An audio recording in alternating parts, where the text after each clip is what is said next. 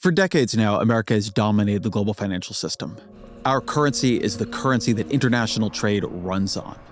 Our financial plumbing is a plumbing that basically everybody, to some degree or another, uses. This has been called our, quote, exorbitant privilege. Because of it, our borrowing costs are lower. Because of it, we know things about the global economy nobody else knows, have access to information nobody else has access to. We can wrap sanctions around our enemies in a way no one else can. The worry for a long time has been that the world will slip out of this system. There have been challengers. Japan in the 80s, the EU in the 2000s, and now China. But no one has really come anywhere near dislodging it. The Trump administration has had a much more complicated relationship with this, to say the least. If a country tells me, sir, we like you very much, but we're going to no longer adhere to being in the reserve currency, we're not going to salute the dollar anymore, I'll say that's okay. They've come to see dollar dominance as a burden we bear on behalf of the rest of the world, and a burden they should be paying more for the privilege of using. You're going to pay a 100% tariff on everything you sell into the United States, and we love your product. I hope you sell a lot of it into the United States, but you're going to pay 100% tariff. Ken Rogoff is the former chief economist at the International Monetary Fund. He's a professor of economics at Harvard, and he has a new book coming out, very well timed. It drops on May 6th, which is a history of dollar dominance and a warning that the rest of the world was already beginning to look for exits from it. But now the Trump administration has taken the stress that system was under and begun to put true cracks in it. As always, my email, EzraKleinShow@nytimes.com.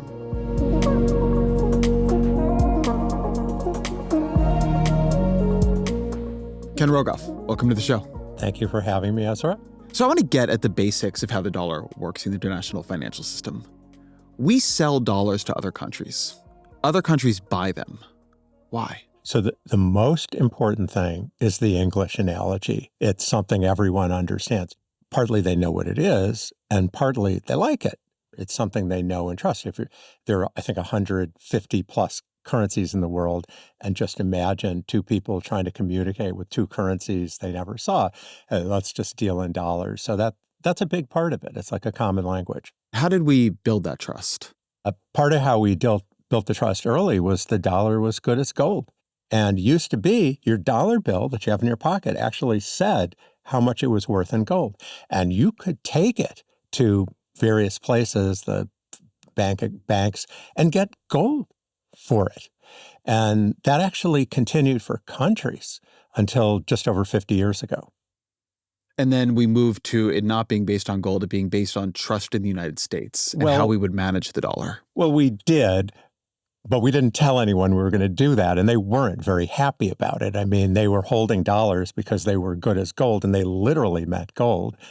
And when President Nixon in the early 1971 decided, I don't want to do that anymore, it was just a shock. It was actually, I think, the biggest shock until recently. But something you often run into when you start trying to study this or prep for conversations about it is the intensity of the demand for dollar-backed assets. And one of the things other countries don't have is the depth of the assets we have to sell. And so it's not just that the dollar and dollar-backed assets like treasuries are, I think, though, I like the way you put it, are basically the lingua franca of international finance. It's also, there's enough of them to go around. So there's just not as much liquidity in, German currency. So liquidity back then. is an important word. And it means if you want to sell it, do you have to pay a big discount? You know that if you want to sell your house, you can sell it, but it's not necessarily something you can sell quickly. Mm-hmm. So you're from India, and you bought a treasury bill, you can sell it to anyone in the world. They know what it is. There's a price, usually not a very big discount from whatever the market price is. Their currency is the rupiah. If you wanted to sell your rupiah abroad, you'd pay a big discount. So deep financial markets, rule of law.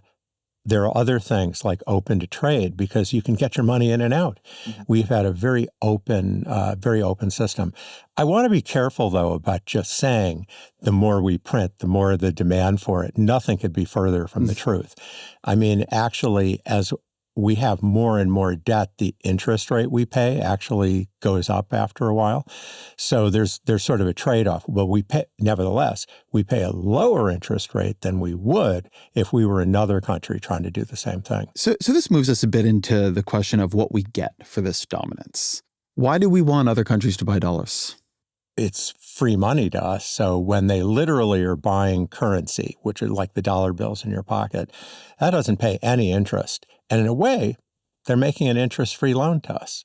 And there's the different estimates of how much is abroad, but it's at least $1 trillion is held abroad, interest-free loan.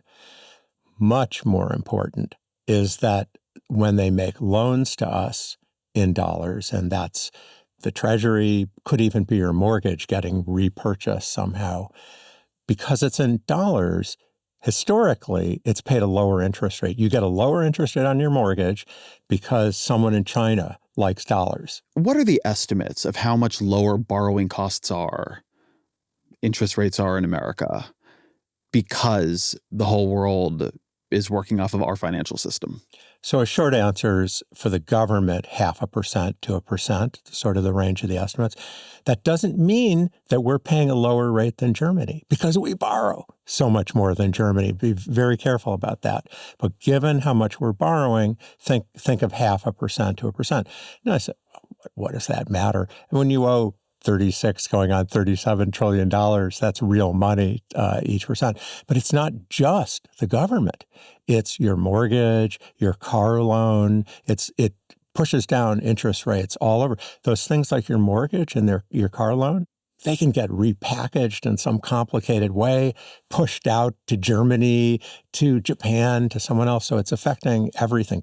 So tell me about some of the other benefits. I mean, the dollar dominance, it gets called the exorbitant privilege.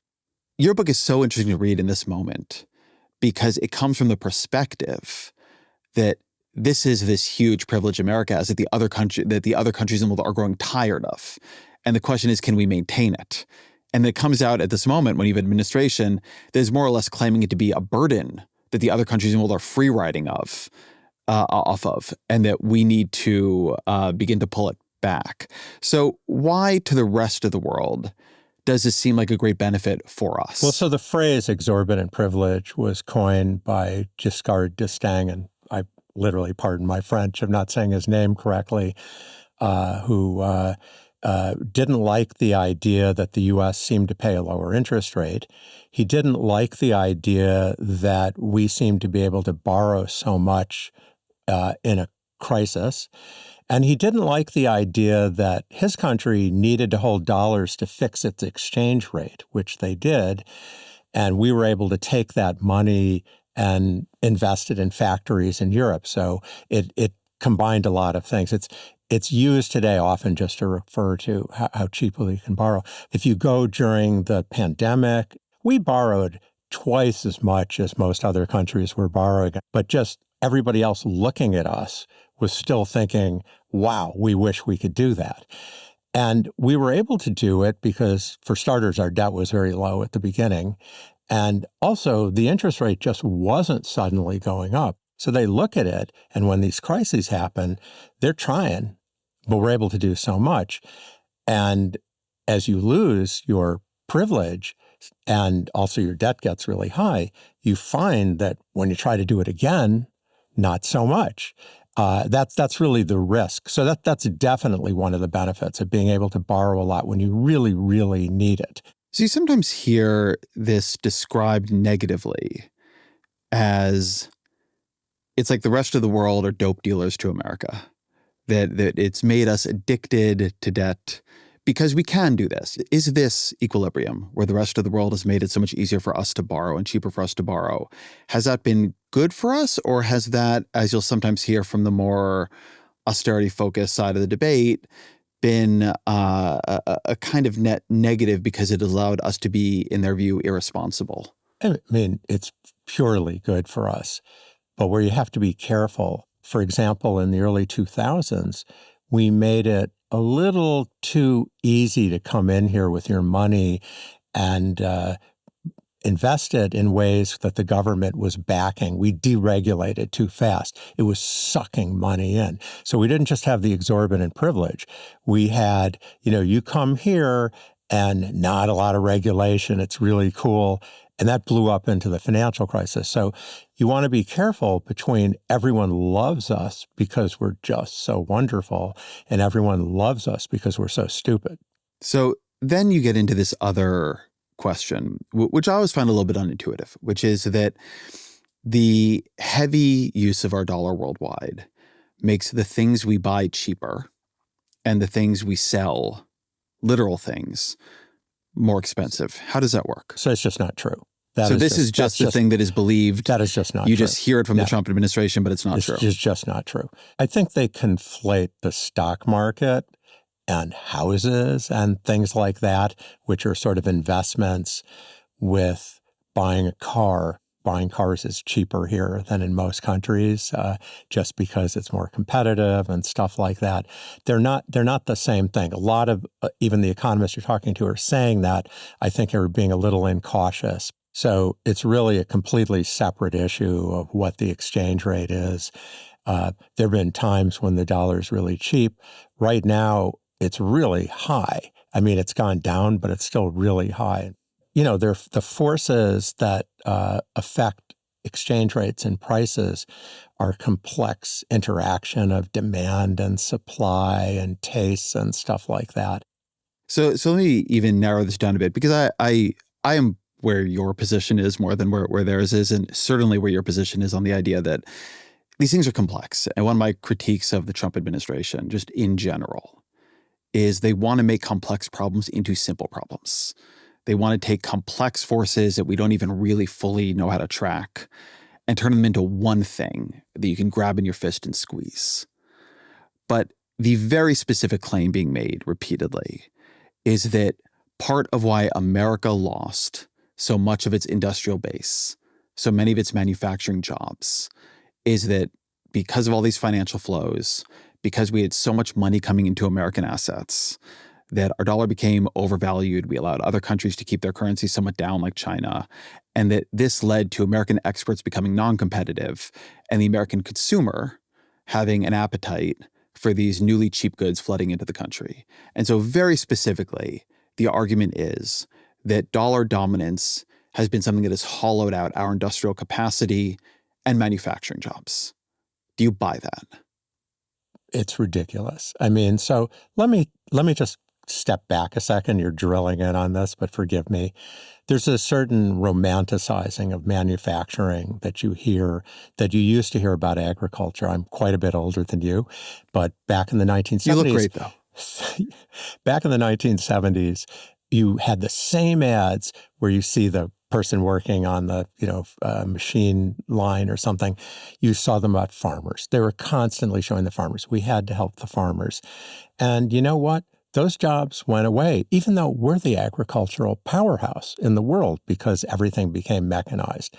That's a lot of what's going on in manufacturing. What we blame on China, a lot of it has to do with the way of the world. These jobs are going away. It doesn't matter if we don't trade with anyone, these jobs aren't going to exist. And that's just like a false sale that's being made about that. It'd be great to have middle-class jobs, but that kind of middle-class job just isn't going to be there anymore. And to blame that on the fact that everybody's using the dollar all over the place, it's silly. So, of course, what is the argument being made for that, though? You're just saying it's ridiculous, and I'm not even saying you're wrong, but I want to hear you make the argument you're arguing against. Why does Stephen Moran, the head of Donald Trump's Council of Economic Advisors, why does he think the dollar's strength over time was a significant contributor to the hollowing out of our industrial base? He's a Harvard-educated economist. Your school. He is indeed, and he's not anything. He's very good. Well, first of all, if you're in the Trump administration, you can have an opinion on many things, but you're not allowed to have an opinion on this. I mean, Trump has this as a religious belief, and everyone's dancing around trying to provide a rationale for it. I would say this same phenomenon of we're buying more from China or Germany than they're buying from us is their money's coming in. We're investing it. We're building, stuff, not necessarily factories, but our biotech and medicine and services. And we're paying less, than we would otherwise. We're getting a lot of benefits from it. And, a lot of this has to do with that the incomes are just really low in China and India and many other places. And if you have openness to trade, you can argue about that. But it's not because of the dollar. It's because you have openness to trade. If the dollar had been 30% cheaper for the past 40 years, would that have had, in your view, any effect on manufacturing employment at all? I mean, it might have had some effect. It would affect our prices, probably. It would have affected the prices we have. Over time, if you push the exchange rate and make it too cheap, you'll get inflation. Wages would go up faster, and eventually it wouldn't be cheaper. I mean, so the argument you can use your exchange rate to manipulate by making things cheaper fails to see that if your things are cheaper, things will push up the price to make it equal. Workers can demand more. It'll still be competitive. The reason China stayed in there so long is keeping their currency cheaper than it would have been otherwise. They kept their currency cheaper mainly because they had a huge number of people earning zero out in the hinterlands.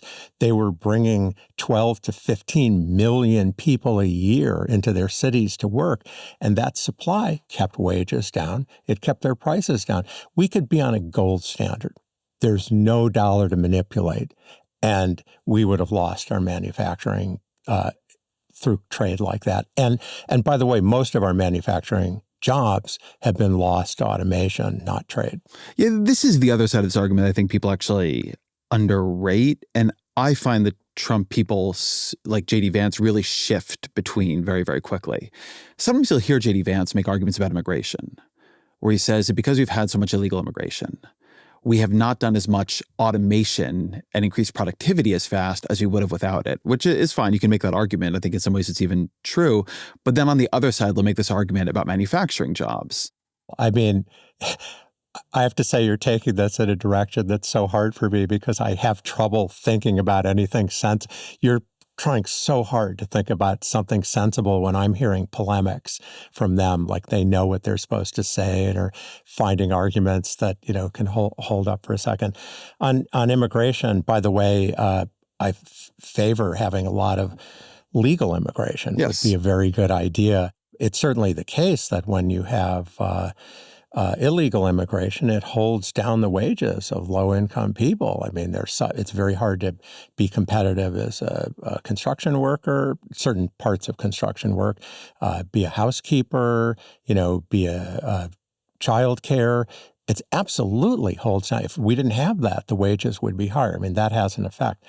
But as far as motivating us to do automation, and what industries is he thinking about exactly that, the immigration of the last few years has been an effect on that?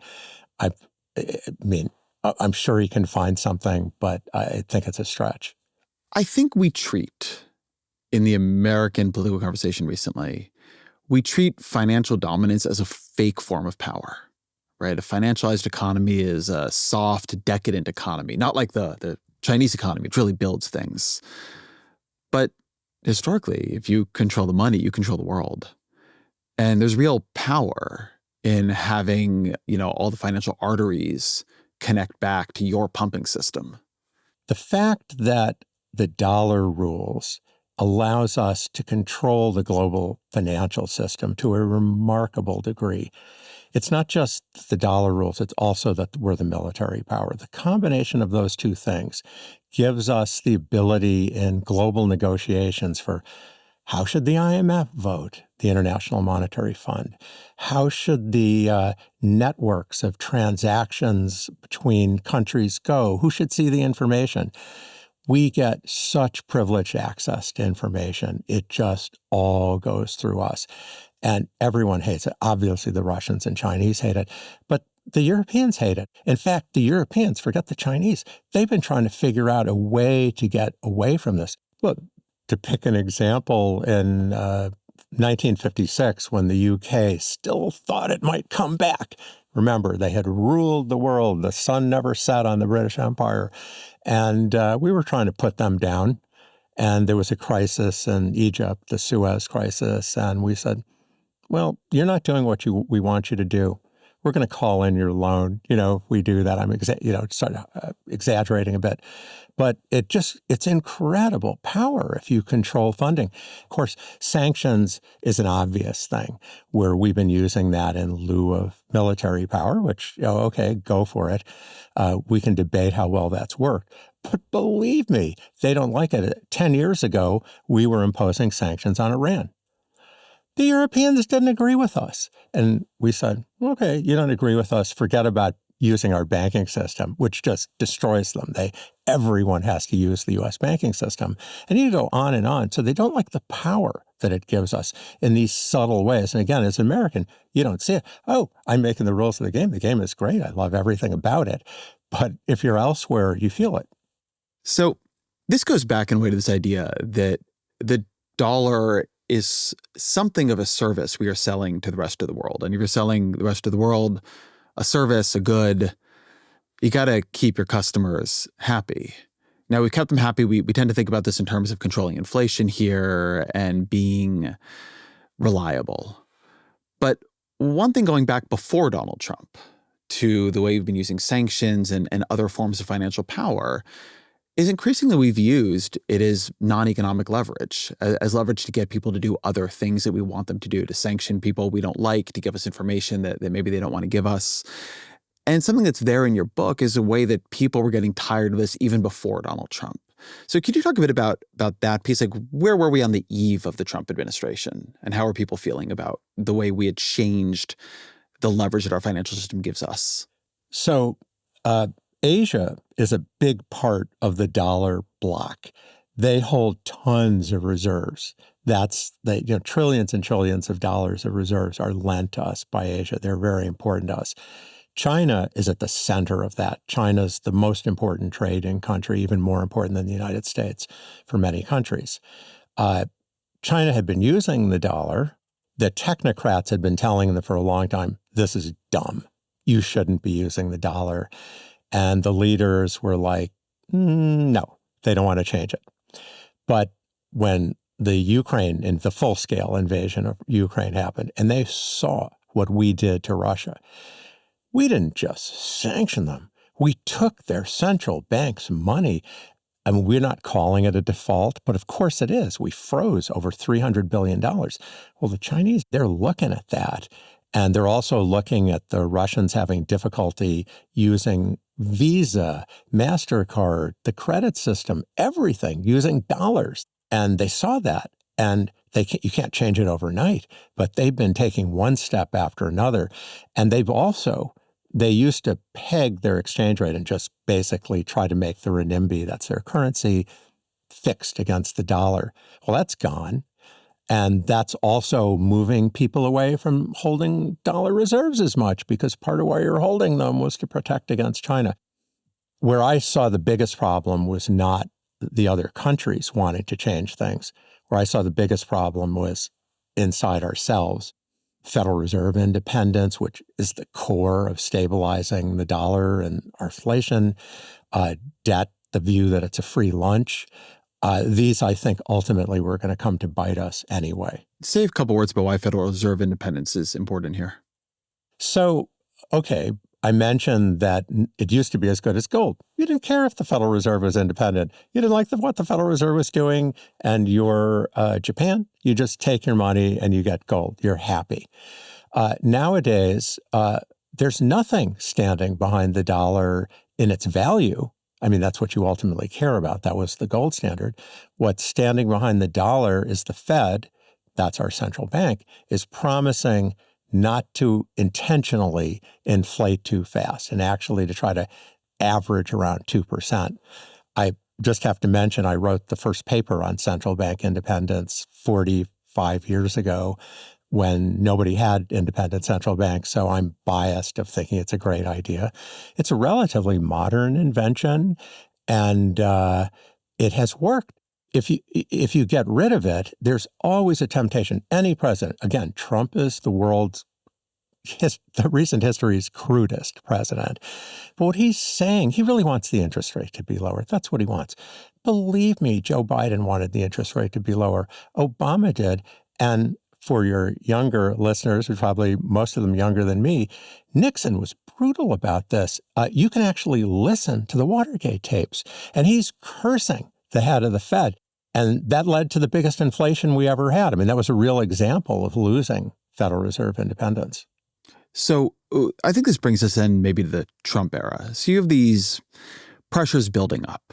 You have the U.S. weaponizing its financial system in more and more explicit and aggressive ways. You have growing U.S. debt. When interest rates are pretty low, that felt like not as big of a deal. But then, post-pandemic inflation, interest rates are a lot higher. So all of a sudden, the amount we're going to be paying on our debt is quite a bit up.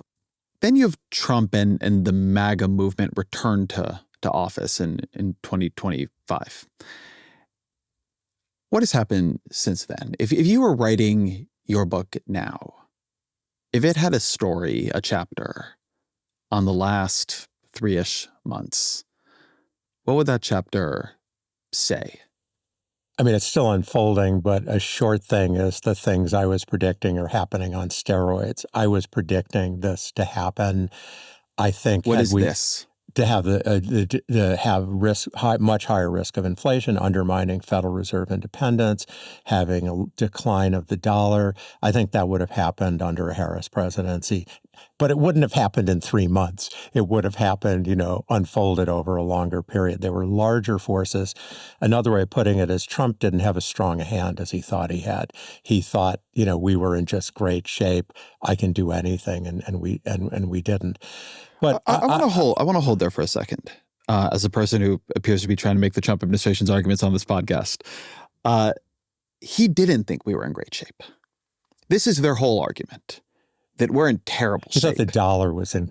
He thought the dollar was in good shape. He thought the dollar was in good shape, but he thinks that dollar dominance is bad for us on some level. They want to make. I find what they say about this. I understand why you say that steel manning their arguments is sort of impossible because on the one hand, well, they say the dollar should be weaker and it should also be the completely unquestioned reserve currency. Yeah, the Moran plan. They want it weaker and stronger at the same time. There's this thing called the Mar-a-Lago Accords. Goes back to the Plaza Accord of the 1980s, trying to do a parallel. It actually tells China, okay, we're going to give you 100-year bonds, and I guess we're going to pick the interest rate on them, and you're not going to be able to sell them to anyone, and you're going to love us. And by the way, that's what you have to do. We're going to do that to our friends, our enemies, to everyone. We want the dollar to be dominant. We want you to supplicate. I mean, needless to say, that's a recipe for blowing up the global financial system, not for having stability. I'm just giving their contradictions. They say they want to be the reserve currency, but we're willing to be the reserve currency if we don't have to pay any interest. You can't do anything with the money. And we're basically defaulting. It is a partial default. It is a spectacular default. Well, if they do that, it's a default, which they haven't done most of these things yet. What they have done, as best I can tell, or as best I read it, is say this. Their theory of the case is the U.S. financial system and the U.S. global military system are functionally global public goods that we provide at cost to the rest of the world. And you guys are all free riders. And you're going to start paying us. You're going to start paying more for defense. One of the things Moran said is that one way they could be in our good graces is just to cut a check to the Treasury, just like make a donation to the U.S. government for the privilege of using our defense system or our financial system. But what we are going to start doing is squeezing. We are going to say, and they have told me this directly, we have leverage. Mm-hmm. We have all this leverage that these idiots like Biden and Obama and Bush were not using. We've been taken advantage of in deal after deal forever, and now we're going to start using our leverage. We're going to start squeezing. And if you want to trade with us, if you want to be on the dollar, and you better fucking be on the dollar, you are going to be giving us some kind of better deal than you're giving us now. Maybe you give us a check. Maybe you give us a better trade deal. Maybe you spend more on defense. Maybe it's something else. But you better come cut a deal and pay some kind of tribute that you're not currently paying, whoever you are, right? Even if you're an island full of penguins. And taking that case at its strongest, right now there's not a very good global alternative to the dollar. Nobody else is really a good option. But the thing that I see is that even if it worked in the short term, even if everybody comes to us and bends the knee because they don't want to be driven into a recession, Japan makes a deal with us, the UK makes a deal with us, France makes a deal with us, Brazil makes a deal with us, India makes a deal with us, the Philippines make a deal with us, Vietnam makes some deal with us, that the signal we've sent to everybody is that being on our system is incredibly dangerous for you. Because at any moment, we might decide to squeeze your throat. And you're going to have to give us something. You don't even understand what it is right now. The terms of the deal are unclear and can change at any time under any administration. And what you create then is incredible pressure to get the hell off of our system. We can't do it tomorrow. We can't do it even in a year. But you can start to do things over 5 or 10 years. That's what everybody's doing. That's what he's catalyzing. Like I said, I thought this would happen over a long period, and he's making it happen on steroids. So yeah, he's undermining the rule of law. Trade, by the way, free trade is one of the core things. Just think about a world where we have 100% tariffs and you can't get your stuff in or out. Well, you're not going to invest in the United States then. That turns out to be true with a 10% tariff to a lesser degree. The fact our financial system's open. What about our university system, sucking people in, helping integrate them into our culture, our openness to immigration? All of these things, are being undermined that are our soft power. What about soft power? All these things are being undermined that are at the core of the dollar's strength. Tell me the story, right? In terms of things that have affected the dollar and what we've seen in the dollar's value and what we've seen in other countries responding, what did they do that was consequential? How would you tell the story as an economic historian trying to track what has been important in this period? There are a lot of little pieces that remain to be seen, but the tariffs were just the dumbest thing, the most incompetent thing. If he had just put on tariffs that were 10% on everyone, we'd all get hysterical because it's bad for globalization. It would just not have been a big deal. It's a tax. Taxes are bad. It raises revenue. You could cut another tax. Economists have studied this for decades. We don't favor it, but it's not the end of the world. The problem is this let's make a deal, totally unpredictable. I have a friend who has a little business importing Italian wines, and she doesn't have a lot of capital. She needs to charge people in advance. What price is she going to charge them? The boat takes 2 months to come. She doesn't know what's going to happen. Look at bigger corporations. No one knows what's going on. Investments freezing up. It's the whole chaos, which I think you rightly described, is just something he plans. I mean, he wants to make everyone have to supplicate to him, and he's very good at that. But it's he can't do that to the markets. The only reason the markets haven't fallen more is this belief that other things, he's historically often been pragmatic.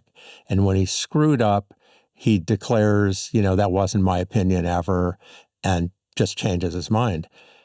And he seems to have a deeper seated view about this. And the tariffs and the way he's doing it is such a disaster because historically, the president is the person who's kept this in check. Actually, tariffs are very popular. My mother liked tariffs. I would explain, she knew I was a PhD economist. I'd say, yeah, but it makes the price of everything more expensive. She'd say, yeah, but I want to protect jobs for American workers. And I think when Trump came in, and I say this confidently, having talked to high-level people around him, he thought everyone loved tariffs. He looked at Bernie Sanders, which, by the way, was pretty similar, a lot nicer person, But when it comes to trade, he saw himself as mimicking Bernie Sanders. I don't buy that. Oh, the whole NAFTA thing. You might not like NAFTA, but Bernie Sanders has never proposed a tariff system like this. Yeah, but what was he? Yeah, what was he? Well, I don't know. Okay, the whole. Trump has had his views on trade since Japan in the 80s. He didn't need Bernie Sanders to teach him that. If you go back to what he was saying about Japan, it's the same thing he's saying now. I'll back off of that because I don't want to go there. But It's popular. It's not unpopular. And historically, Congress has pushed for tariffs. And I've met Congress people and senators over there. They all wanted tariffs. They'd ask me about tariffs. Can we have a tariff to protect our local firm? Wouldn't that be a good idea? We'd have local jobs. So there are all these different Congress people. They have their own districts, their own pressures, their own donations, and the president stood in the way. And here we have a president leading the way. And I never, that's the big story that's happened, and it isn't over yet. Again, if he sticks to this, we have a lot longer down to go. Something you're saying that I just want to validate through my own reporting is I've talked to a bunch of people who are significant market participants, is maybe the way I'll put it, and they are definitely working off of the idea that in a year the tariffs are going to be much lower than they are today. Not a little bit lower. More stable. Not the same. It's the stability. It's not just the lower. It's what are they? They can do business if they know what it is.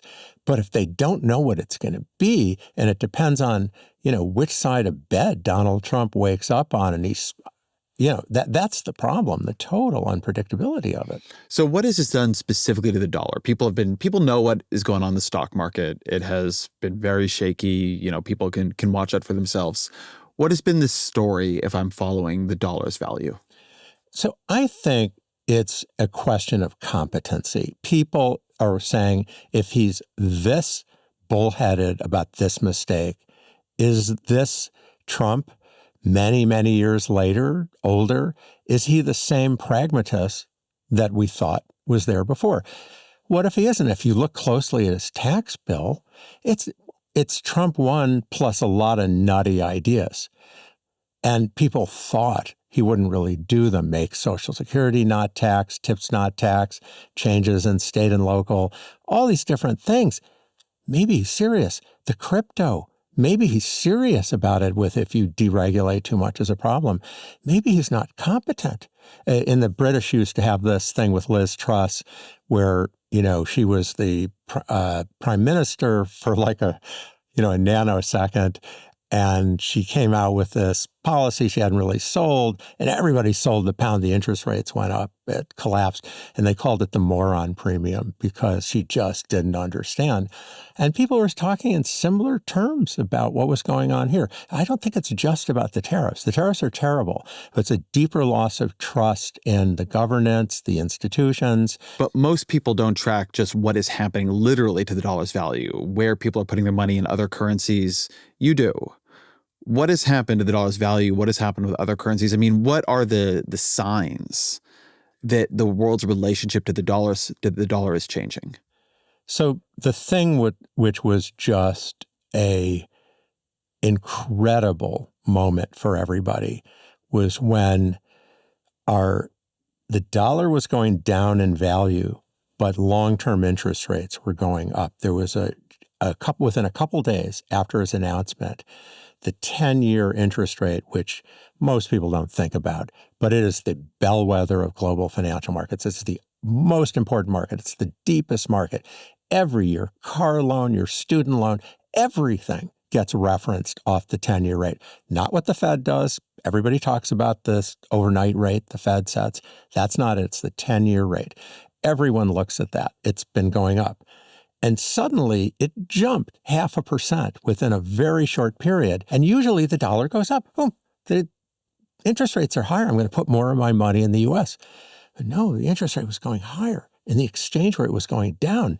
That happens when people are selling, when whoever it was, the Chinese, everyone, there was people pulling out of dollar assets that we were, it's sell America first. Is that dangerous? Did that reverse itself? It's stabilized for the moment because Trump has retreated partly, but I think we have what I thought might have taken 10 or 15 years to happen took place within a week. And we're never going back. So our exorbitant privilege, our lower borrowing, it's never going back to what it was. We may have lost 0.25%, 0.5%, just permanently higher. We can have a recession to bring them down, and we'll get into that. But, we haven't. I don't think that bell will ever get unrung. Let's say in 2029, right, you have pick your candidate, right? It's President Pete Buttigieg, it's President Wes Moore, it's President Gretchen Whitmer. You don't think it all just reverts? No, because we said the 10-year rate is the bellwether. I didn't say the 4-year rate. It's the 10-year rate. And so what happens in the next election? What happens in the election after that? And it's possible we've shown we're willing to, put a gun to everyone's head. And Trump, many of the things Trump does, other presidents have thought. Go back to the Watergate tapes and Nixon, where he recorded all his conversations. He's very younger, he's very smart, but he's devious, and he's throwing those sharp elbows. He's, I think he says, somewhere, I don't give a damn about the Italian lira, or something, when the Italians were having a problem. So they're peeking behind the curtain of what's going on. It's Trump's mind, and it's particularly unpredictable, but it's deeper in our DNA, the way social media is, the siloing of what everyone reads and watches and listens to. They're going to worry. It happened once. Why wouldn't it happen again? So yes, it's hard to understand what the plan is. It's definitely, I think, we have lost trust in a way we're never going to get it back. You say it's hard to understand what the plan is, but let me offer this as not even a plan, but a frame. Somebody said to me recently that their model of Trump is that he loves to borrow from the future. He always has, in his businesses and everything. And that if it works out for him, right, in the good scenario for Donald Trump, what you get are some short-term wins. What you get is people without a good option, have to give you something so you bring the tariff down, have to give you something so they get out of your crosshairs. But in the long term, what you've done is spend down advantages we had, privileges we had, low borrowing costs we would have had. And maybe the bill comes due for some future president. Maybe it doesn't, by the way. He's making these bills come due pretty fast. but that it's a kind of pulling it from the future into the present. Okay. I mean, benefits that would have been spread out over a long time. We'll get them all now and then deal with the crisis sooner. I'm actually not someone who thinks Trump's 100% wrong about everything he says. But in this area, I'm working with you. I'm struggling to think of what the logic would be. Let's go back to the economy is terrible. I mean, it's, even the person in the low 20 percentile from the bottoms, very well off, even compared to probably, near the middle of the Italian income distribution, or much less the world distribution. We have just taken flight during the 21st century. Europe, the economy, was the same size as the United States in the mid-90s, even into 2000. And their stock market was worth the same. We have had a period where the world has just looked at us in awe. And to come to the end of that period, everything's terrible. I mean, it's very hard to understand. It's there are things I need to fix. Income inequality, try to bring back, meaningful jobs, and those are fine. But I think most of the solutions to those are domestic policy and things you could do differently, and not, kill the goose that lays the golden eggs. Your book tracks this. There is this way, if you look at our major competitors during this period, you get a somewhat different view of the U.S.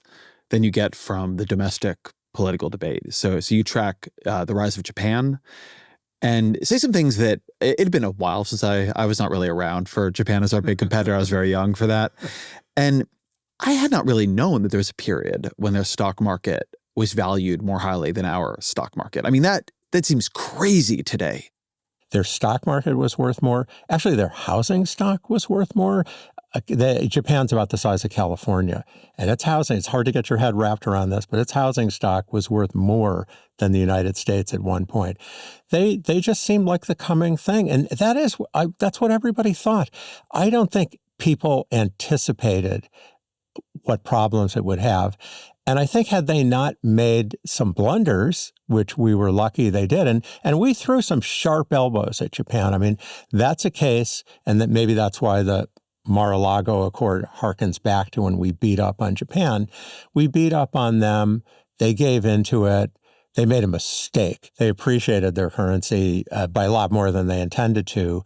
And I'd say that's one of the things where I changed my mind over time about just how bad that was. I was sort of the view, well, they had their own internal problems, their crisis. They had a 2-decade growth crisis starting in the early 90s. And, that had happened later. It happened 6 or 7 years later. And I later came around to that's wrong. The view that, for example, the Chinese think that was a disaster. Japan gave in on that. They will never give in on it. And I always thought the Chinese were wrong, others. And I came around to, well, we set in motion changes that their society was not ready to handle. They didn't have a monetary framework. They didn't have a regulatory framework. And for a while, they were doing great, but then they weren't. And so it was a surprise how much it felt. I was in Japan as a visiting scholar at the Bank of Japan in the early 1990s. I didn't know what was going on. None of my thesis, friends who were economists, nobody knew what was going on. I left the Federal Reserve and invested my small pension into Japanese stock. Seemed like a great idea. And it was if I had sold then, instead of later. So you can go back to other occasions where we were exposed. When Europe, nobody knew it would fall as short as it did. Nobody in the knew. 2000s, this part I was more around for. In the 2000s, there were all these books about the European future. If you just put out trend lines, I mean, the EU as an economic zone was bigger than the United States. Yeah. And they have fallen way behind us. We've had a little luck. So I like to quote this chess player I knew, Bent Larsen, one of the great chess players. I played him, I knew him, and he had this saying. So I heard him, I was being interviewed, and he was asked, well, would you rather be good or lucky? And he thought for a second, I'd rather be good and lucky. And Americans know they've been good, but they don't know they've been lucky. And fast forward, I mean, our luck may have run out here, that we've had a lot of good turns where the other team was making mistakes. And I don't even want to call it a known goal. It's like, what do they have, those shootouts? This isn't being unlucky. This is being not good. Incompetent. Yeah. No, but we're unlucky in the policies that the administration Right. has. I'm saying that's not being unlucky. We chose this. It's being not good. Well, it's true because, I don't blame everything on Donald Trump. I blame a lot on us. Well, what would we have done otherwise? I mean, I know you've written a wonderful book about a brighter visions for the future, but our political system's stuck on a lot of bad ideas on both sides. And this is us. It isn't just one person. Everything would just perfect if we didn't have this one person. It's much deeper in our beliefs about ourselves, where we are, a certain rot, in our system. I mean, maybe that's too strong to draw the analogy with Rome, but we can turn it around. We absolutely can. I hope we have great government that does, but we need to turn ourselves around in order to do that. So this gets to something I have been worrying about. You've been warning that America's debt situation is unsustainable for many, many years. We've sort of gone through periods of how controversial that was. I think more recently, kind of everybody's been getting more worried about the debt. Interest rates are up. Our, total debt load is very high. Our deficits are quite high. Now you have this huge tax cut coming. So you can keep all the tariffs and you can raise some money. But if the tariffs are going to go down, they're going to be raising less money through them. They don't at any level pay for the tax cut that is currently being planned. So you could very easily be looking at deficits of call it 5 to 7%. And a world where they're causing financial conflagrations, let's call it. There's pressure on the dollar. There is a trade war with China where certainly one of the weapons China has is to sell off in U.S. treasuries, which could put pressure on that market. Mm-hmm. I'm not predicting a Trump-induced financial crisis, but it doesn't seem impossible to me that those things could combine in a very dangerous way. Not at all. And I think stepping back, because I think this is a fundamental point. So there was this idea, particularly among progressives, but also on the right, that interest rates were just going to keep diving down. So it's never going to be an issue. But actually, the difference between having 60% debt, which is where we were about 2005 of your income, and 121% today, it's a big difference in what you can do. Just if you think stimulus is a good thing, if the debt fairy came along and took the 121% down to 60%, you could knock yourself out doing stimulus in coming years. And Donald Trump is going to hit this because the debt's gotten high. Interest rates have normalized. I think if you look at a long history, you never would have thought they would have stayed so low forever. The dollar's losing some of his exorbitant privilege. He's going to throw around money, and it's going to come to bite us. It's not the end of the world. It's a little bit hard to predict this man's mind, but there are two ways it can end, I think, for the United States. Default's not one of them. We don't need to do that. One would be inflation. I think the chances we get another inflation similar to the Biden era one or worse are very high, 75% in or the more. next how long? The next 5 to 7 years is what I say in my book. I've got to make that a little shorter thanks to Donald So next J. 3 to Trump. 4 years, you would say a better than even chance. Yeah, better than even that you chance. have by inflation Yes. at 8% or above. Yeah. That's absolutely what I'm saying, because that's where this is going. But you got to take out Powell. You're saying the inflation option requires that because that is a world in which Trump could appoint somebody who would inflate away our debt by printing money to devalue the debt.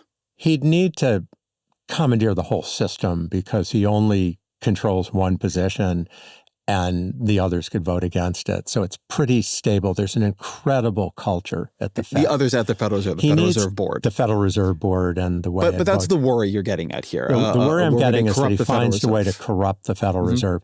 And he could. The idea that he couldn't, of course he could if he needs to. I think a lot of people don't appreciate that the Fed's independence is not in the Constitution. Powell, he's the head of the Federal Reserve. It's not in the Constitution. If with Team Congress and Trump acting together, they could, bring it back into the Treasury. So you'd have to do that. Well, and the Trump inflation. administration is Talking about a lawsuit in front of trying to bring it up at the Supreme Court, basically saying these independent agencies where Trump can't easily fire the head of them, it's unconstitutional. So they could win that lawsuit and then they could fire whoever they want. No, absolutely. And Powell's term will end at some point. Yeah, He's I not mean, appointed I don't forever. think that would be enough. I think the but depending on who they replace depending him on who with, they replace him with, but they're not going to reappoint Powell. They're not going to reappoint Powell. He would not want to be reappointed, would be my guess, but they're not going to reappoint him.